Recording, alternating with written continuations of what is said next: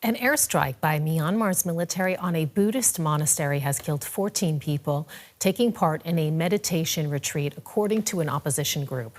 The attack occurred in the Swel Le Oh village in central Myanmar.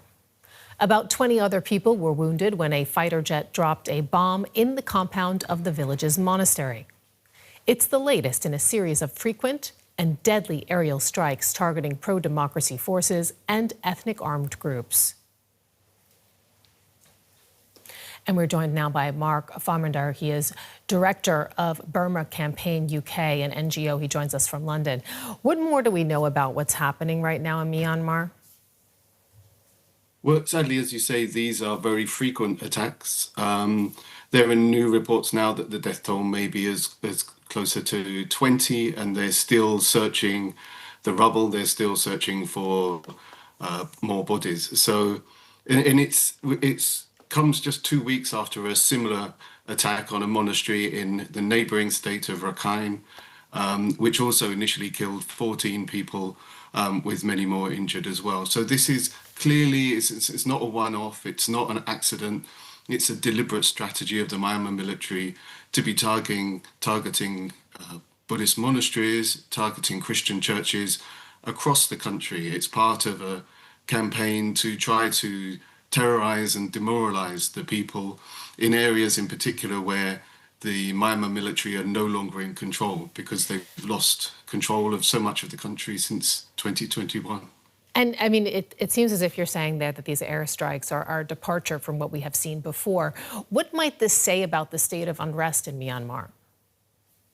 I think what we saw in 2021 when the Myanmar military launched their latest coup, I think they were expecting that there might be protests on the street. What they clearly didn't expect is the scale of armed resistance, where those students that they were shooting at and killing who were peacefully protesting went to the jungles, the border areas where there's many different ethnic-based armies who have been resisting military rule for decades.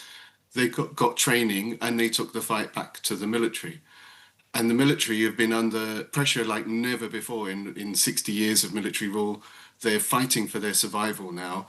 And so they've been using airstrikes as a key tactic to try to maintain control. They've got the huge air power, which of course the resistance forces don't have. And they're using that to cling on to survival.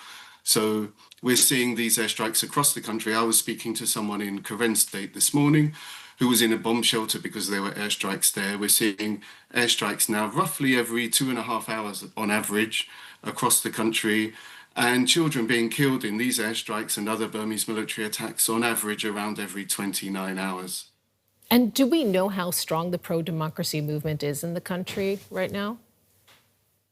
Well, estimates vary, but at least half the country is under the control of resistance forces or under mixed control.